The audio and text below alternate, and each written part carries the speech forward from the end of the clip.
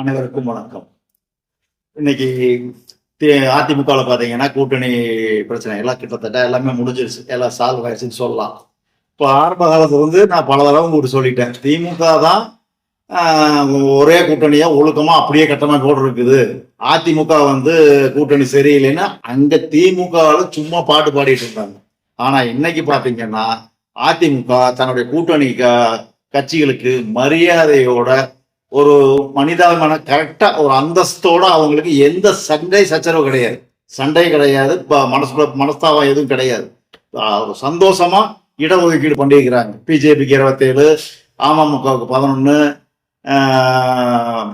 அன்புமணிக்கு 18, இப்படி எல்லாத்துக்கும் பண்ணியிருக்கிறாங்க. அதெல்லாம் ஜான் பாண்டியன் தான் ரெட்டலை சின்னத்தில் போட்டிடுறாரு. ஒரு வெற்றிகரமான கூட்டணி தான் சொல்லணும், சக்சஸ்ஃபுல்லா அமைஞ்சிருச்சுன்னு சொல்லணும். ஆனா இன்னைக்கு வரைக்கும் பாத்தீங்கன்னா திமுக அந்த பிரச்சனை முடியல. காங்கிரஸுக்கு திமுகவுக்கு எவ்வளவு உரசல் வந்தது, எந்த அளவுக்கு நடந்தது. நான் வெளியே போறேன், விஜய் பக்கம் போறேன் சொன்னாங்க. மானம் கிட்டு போய் கால் விழுவாத குறையா போய் ஸ்டாலின் போய் கெஞ்சி கூத்தாடி கண்முனி எல்லாம் போய் வீட்டுல போய் ராகுல் காந்தி காலில் விழுந்து கூட்டணிக்கு ஒப்ப வச்சு சரி கெஞ்சி கூத்தாடி 28 இடங்களை கொடுத்தாங்க.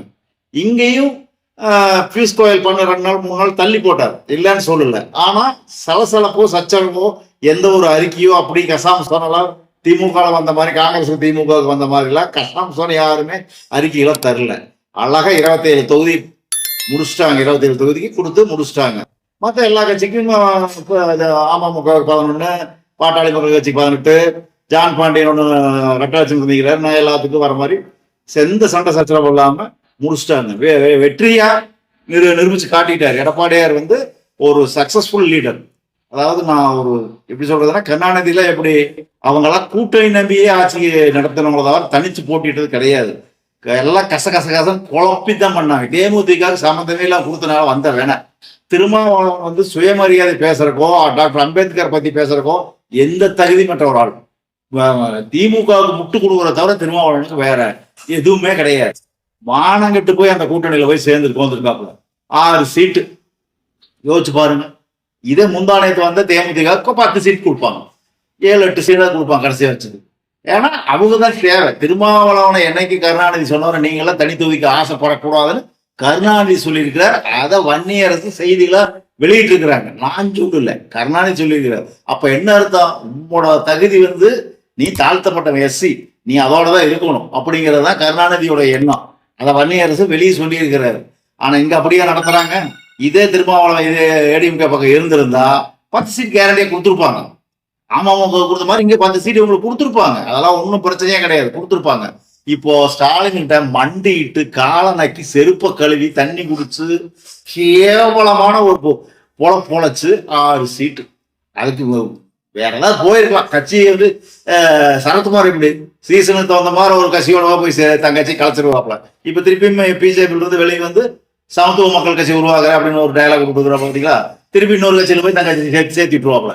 அப்படி திருமாவளவன் திமுக சேர்ந்துக்கிட்டு கட்சியை கலைச்சிட்டேன் அப்படின்னு சொல்லி திமுக சேர்ந்துக்கலாம். அடுத்து கட்சி அங்கிருந்து வெளியேறி ஏடிஎம்கே சேர்ந்துட்டேன் அப்படின்னு அப்படி சேர்ந்துக்கலாம். இப்படி ஒரு பொழப்பு தான் திருமாவளவோட பொழப்பு. இதை நீங்க நேரடியா பாட்டீங்க. அதெல்லாம் வீசிக்காக ஒரு கட்சின்னு சொல்லிக்கிற ஒரு தன்மானம் உள்ள என்னது திருப்பி அடி திமிரி எழுவா எங்க போய் காலனுக்கு கழுவி குடி, அதுதான் உங்களுடைய தாரக மந்திரமே. கேவலமும் இல்லை, இது ஒரு பொழப்பா.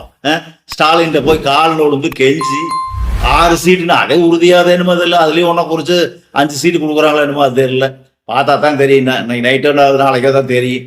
சரி, அது உங்க பொழப்பு, எப்படியோ போங்க. நீங்க ஜெயிக்க கூடாது அப்படிங்கறத யார் நினைக்கிறீங்களோ அவங்க தான் வெற்றி பெற போறாங்க. இப்போ அதிமுக கூட்டணியில சலசலப்பே இல்லாம அழகா தொகுதி பங்கீடு முடிஞ்சு நாளைக்கெல்லாம் தேர்தல் பிரச்சாரத்துக்கு கிளம்பிடுவாங்க. அது வெற்றி கூட்டணியா அமையும். இன்னும் மேலும் சில அப்டேட்டுகளோடு நாளை மறுநாள் சந்திக்கிறேன். நன்றி, வணக்கம். மீண்டும் அடுத்த ஒரு காணொலியில் சந்திக்கலாம்.